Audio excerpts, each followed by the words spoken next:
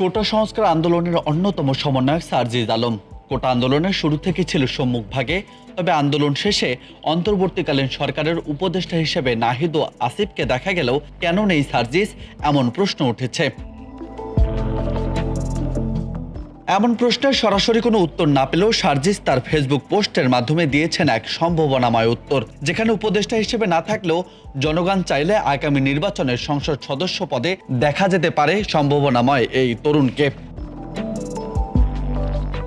সার্জিস তার ফেসবুক পোস্টে উপদেষ্টাকালীন সরকারে থাকায় নাহিদ এবং আসিফকে দেশের মানুষের স্বার্থে আত্মত্যাগ বলে মন্তব্য করেছেন। তিনি লিখেছেন, অন্তর্বর্তীকালীন সরকারে থাকার কারণে সামনের ইলেকশনে তাদের অংশগ্রহণ করা থেকে বিরত থাকতে হবে। একই সাথে সার্জিস লিখেছেন, ২০২৪ সালের এই গণ অভ্যুত্থানে অন্যতম বড় অর্জন, বাংলাদেশের মানুষ তরুণ প্রজন্মকে নেতৃত্বে দেখতে চায়, দেশ গঠনের সামনের সারিতে প্রত্যাশা করে। এই তরুণদের মধ্যে কেউ অন্তর্বর্তীকালীন সরকারে থাকবে, কেউ রাজপথে থাকবে, কেউ শিক্ষা প্রতিষ্ঠানগুলোর নেতৃত্বে এসে নতুন ক্যাম্পাসগুলোকে ঢেলে সাজাবে, আবার কেউ হয়তো সংসদে দেশের মানুষের প্রতিনিধিত্ব করবে। দেশের মানুষ যদি চায়, নিশ্চয়ই ভবিষ্যতে কোনো একটি ক্ষেত্রে দেখা হবে ইনশাল্লাহ। সার্জিসদের এমন ইচ্ছাই বলে দিচ্ছে, সাধারণ মানুষ চাইলে সংসদ সদস্য পদেও লড়তে পারে সার্জিস।